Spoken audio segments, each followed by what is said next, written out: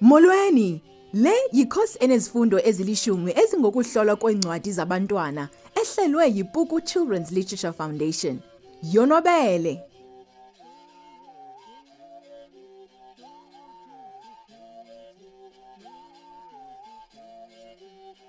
Siyakwamkela kwisifundo SesiThandathu sePuku sohlolo lwencwadi. Isifundo SesiThandathu sigxila kwindlela yokuqala eyona ngxam yokubhala uhlolo ncwadi. Isivakalisi sokuqala kuhlolo lwencwadi sibaluleke kakhulu. Side sathiywa igama elithi Umnatha. Nakweyiphi na into ebhalweyo esemgangathweni, kwenziwa inzame zokugcina umfundi enothakazelo kwasekuqaleni kwencwadi, ahlale esemdleni ade ayigqibe. Nangu omnye weminatha esiyithanda kakhulu. Ucathule kwaye umalunga nencwadi ethi Mpumi's Magic Beats, iintsimbi zobuqhi zikaMpumi, ebhalwe nguLebo Hang Masango, nenemifanekiso ezotywe nguMaserhu Morulani. Iintsimbi ziyakhenkceza, zihlokoma, zimenyezela, amantombazana ayagigitheka lochulumanco. Akuwubambi zisuka nje umdla wakho oku?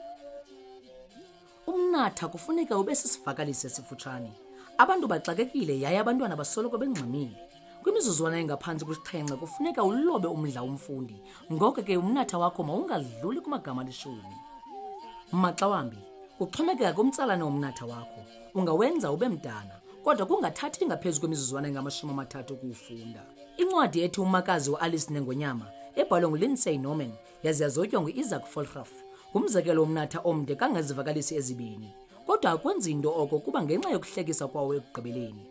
uThemba nomntakwabo nodade wabo basemafini kuba umakazi uAlice uza kubatyelela elalini yakowabo. Xa bemlanda esitishini bamfumana ephezulu emthini. Wonke umntwana ufunda oku uza kuba nomfanekiso ngqondweni kamakazi wakhe esemthini. Masithembe ke ukuba banqwenela ukuba ehle kuloo mthi.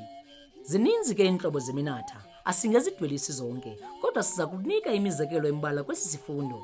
Ungafumana eminye imizekelo yale minatha kwiwebsite ethi www.puku.co.za nakwiivenkile zencwadi ezikwi-intanethi nakwiwebsite zababhali, abazobi nabapapashi bencwadi. Jonga nantsi eminye imizekelo yeminatha. Incwadi ethi Remembering Mommy, Ndikhumbula umama, izotywe nguRobert Hickens, yaze yabhalwa liqela lababhali uJulian Seletti, Boyce Bowlix Mgcina, Carol Bloch, Rafika Patel noEthel Sithole. Eli bali lincedisa abazali ukuba bakwazi ukuncokola nabantwana ngokufana ngentlungu. Kungoko lo mnatha uchukumisa kakhulu. Umama kaSithembile noThemba uswelekile yaye bamkhumbula kakhulu.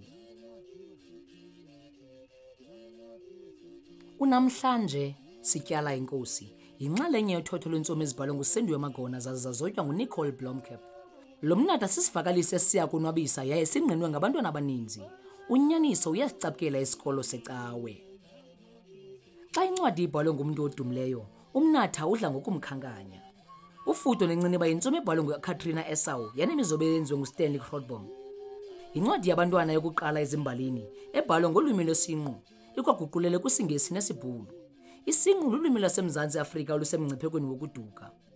Kolunye uhlolo ncwadi owona mnatha ube yilonto kanye yokuba ulwimi lwesinqu lujinga eliweni.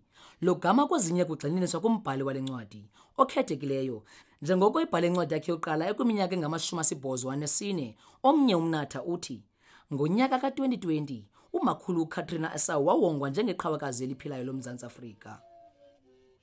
Omnye umzekelo yincwadi Imilingo kaMadiba, eyingqokelela yamabali abantwana amaninzi awethandwa kakhulu ngutata uNelson Mandela.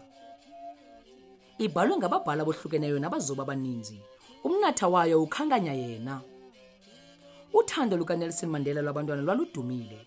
Umonde wakhe nokuthanda ukubalisa amabali wawungapheli. Nazi ke ezinye indlela zokubhala umnatha kuhlolo ncwadi lwakho. Qala ngenyaniso enomdla. Buza umbuzo, uphendule ngempendulo emfutshane. Ngolu hlobo, kwakutheni ukuze uAyanda athathe iilamuni ezirharha okanye uninzi lwabantu luthanda ama-orange anencasa emnandi? Sebenzisa isicatshilo osithandileyo kule ncwadi. Eneneni ungasithatha nakweyiphi na enye incwadi efanelekileyo. Caphula intetho yomntu odumileyo, onentetho ongqinelanayo nayo, okanye umlinganiso kulo ncwadi. Sebenzisa uchasaniso, njengokuthi into ibichulumancisa ikwalusizi okanye uthi into iyakhawuleza kodwa iyacotha. Tyala umfanekiso ngqondweni kumfundi ukuze acinge okanye azive nemvakalelo zomnye wabalinganiswa abakulo ncwadi. Qhula okanye wenze ibalana ehlekisayo, kodwa ukhumbule ukuba kufuneke lihlekise nasebantwaneni, njengoko bohlukile ukuthi ngezinto ezibahlekisayo. Bamangaze abafundi ngokuveza ukungaqondi kakuhle okanye ingcamango yempazamo, njengokuthi wonke umuntu uyazi ukuba intlanzi ihlala emanzini, lo gama intlanzi ezikwelibali zisenokuhlala phezulu entabeni. Buza umbuzo buciko ongafuni impendulo, njengokuthi sonke sidinga ukutya namanzi ukuze siphile, akunjalo? Okanye bonke abantu namhlanje bayazi ukuba ihlabathi lingqukuva, akunjalo? Okanye abantwana basoloko befumana into entsha inomdla, andithi? Mininzi ke le mizekelo, umnatha wakho ngayiyo nantoni na oyifunayo, oko nje ukwazi ukutsala umdla womfundi.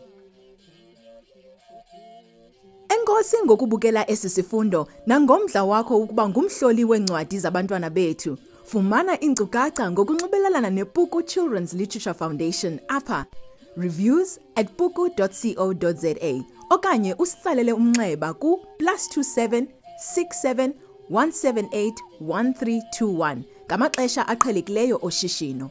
UMzantsi Afrika ungaphambili ngeyure kwixesha le-GMT.